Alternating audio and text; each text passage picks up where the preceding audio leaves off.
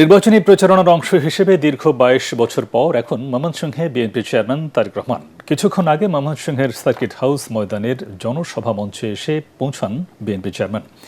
এ সময় উপস্থিত জনতা স্লোগান করতালি দিয়ে দলীয় প্রধানকে স্বাগত জানান। সমাবেশে স্থানীয় ও কেন্দ্রীয় নেতাদের বক্তব্য চলছে। এর আগে সমাবেশে যোগ দিতে গুলশানের বাসা থেকে সড়ক পথে রওনা দেন বিএনপি চেয়ারম্যান। পথে উত্তরা, টঙ্গী, গাজীপুর, ময়মনসিংহের বিভিন্ন স্থানে নেতাকর্মী, সাধারণ মানুষ রাস্তার দুই ধারে তারেক রহমানকে শুভেচ্ছা জানান। হাত নেড়ে শুভেচ্ছার জবাব দেন বিএনপি প্রধান। এদিকে সমাবেশে সফল করতে হাজারো নেতাকর্মী ও সমর্থক জড়ো হয়েছেন সার্কিট হাউস ময়দানে। মহানগরের পাশাপাশি আশপাশের জেলাগুলো থেকে মিছিল নিয়ে আসছেন হাজার হাজার নেতাকর্মী। স্লোগানে স্লোগানে মুখর হয়ে উঠেছে ময়মনসিংহ সদর এলাকা। নেতাকর্মীরা বলছেন, তারেক রহমানের আগমনে নেতাকর্মী সহ এলাকার মানুষের মধ্যে উৎসাহ উদ্দীপনার সৃষ্টি হয়েছে। এই গণজোয়ারের মধ্য দিয়ে নির্বাচনে ধানের শীষের বিজয় আরও সুনিশ্চিত হবে।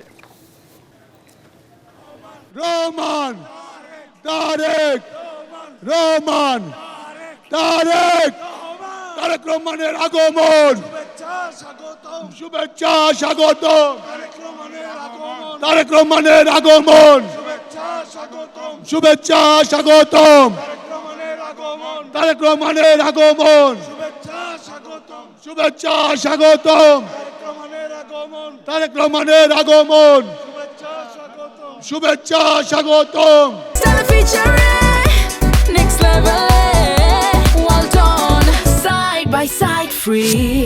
এখন আমাদের প্রিয় নেতা বিএনপির চেয়ারম্যান, বাংলাদেশের স্বাধীনতা সার্বভৌমত্বের প্রতীক জনাব তারেক রহমান ১৭ বছরে গুম, খুন, নিহত, আহত পরিবারের সঙ্গে এবং ৭১-এর বীর মুক্তিযোদ্ধাদের সঙ্গে উনি সশরীরে সাক্ষাৎ করছেন।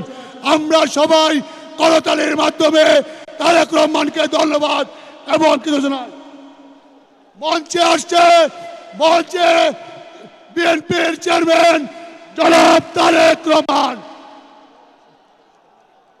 তারেক রহমানের আগমন, শুভেচ্ছা স্বাগতম, তারেক রহমানের আগমন, শুভেচ্ছা স্বাগতম, তারেক রহমানের আগমন, শুভেচ্ছা স্বাগতম, তারেক রহমানের আগমন, শুভেচ্ছা স্বাগতম।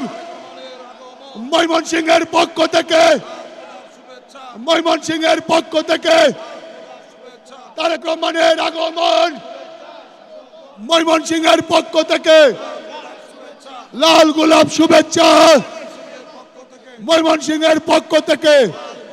সবাই বসে যাবেন, সবাই ব্যানার নামিয়ে ফেলবেন, সবাই বসে যাবেন, সবাই ব্যানার নামিয়ে ফেলবেন।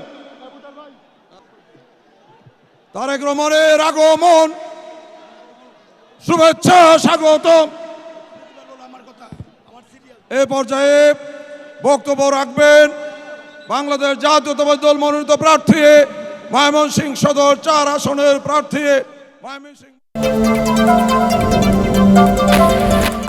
গণ অভ্যুত্থানের আকাঙ্ক্ষা বাস্তবায়নে দাঁড়িপাল্লায় ভোট দেওয়ার আহ্বান জানিয়েছেন জামায়াতে ইসলামের আমির ডাক্তার শফিক রহমান। সকালে যশোর ও সাতক্ষীরায় ১১ দলীয় ঐক্যের নির্বাচনী জনসভায় এই আহ্বান জানান তিনি। এ সময় বিগত শাসন আমলে দুর্নীতির অভিজ্ঞতা থেকে মানুষের মনে নতুন রাজনৈতিক প্রত্যাশা ও পরিবর্তনের আকাঙ্ক্ষা তৈরি হয়েছে বলে মন্তব্য করেন জামায়াতের সেক্রেটারি জেনারেল মিয়া গোলাম পরওয়ার। এখন খুলনার পথে রয়েছেন জামায়াত আমির সহ ১১ দলীয় ঐক্যের শীর্ষ নেতারা। সেখানে সমাবেশ শেষে যাবেন বাগেরহাটে। আমরা যদি আল্লাহ তাআলার মেহেরবানিতে দেশ গড়ার সুযোগ পাই, আপনার ঘরে, চলাচলে, কর্মস্থলে, সব জায়গায় আপনাকে সম্মানিত করা হবে, মর্যাদা দেওয়া হবে এবং শতভাগ নিরাপত্তা ইনশাআল্লাহ নিশ্চিত করা হবে। বড় শহরগুলোতে মেয়েদের চলাচলের জন্য আলাদা যোগাযোগ ব্যবস্থা গড়ে তোলা হবে। জায়গায় জায়গায় পুরুষের জন্য অনেক ব্যবস্থা আছে, মহিলাদের জন্য কোনো ওয়াশরুমের ব্যবস্থা নেই, নামাজের ব্যবস্থা নেই।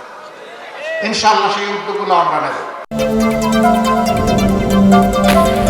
শেখ হাসিনার ফ্যাসিবাদের পর গত ১৭ মাস জনগণ অন্য দলের ফ্যাসিবাদ দেখেছে বলে মন্তব্য করেছেন এনসিপির নির্বাচন পরিচালনা কমিটির প্রধান সমন্বয়কারী আসিফ মাহমুদ সজীব ভুঁইয়া।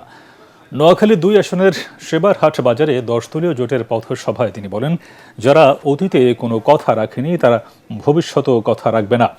এ সময় 10 দলীয় জোটের প্রার্থী সুলতান জাকারিয়া মজুমদারকে সমর্থন দেওয়ার আহ্বান জানান আসিফ মাহমুদ।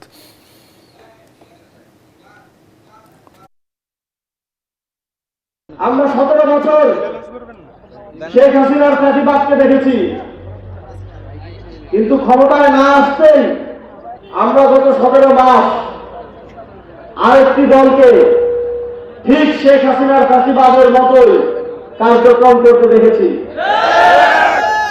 আমরা দেখেছি তারা কিভাবে পাড়ার দোকান থেকে শুরু করে রাষ্ট্রের সর্বোচ্চ পর্যায় পর্যন্ত প্রত্যেকটি ক্ষেত্রে চাঁদাবাজি করেছে। আমরা দেখেছি তারা কিভাবে মানুষের হক মেরে খেয়েছে, তারা কিভাবে বাংলাদেশের মেহনতি মানুষকে পদে পদে অত্যাচার অনাচারের মধ্য দিয়ে গিয়েছে।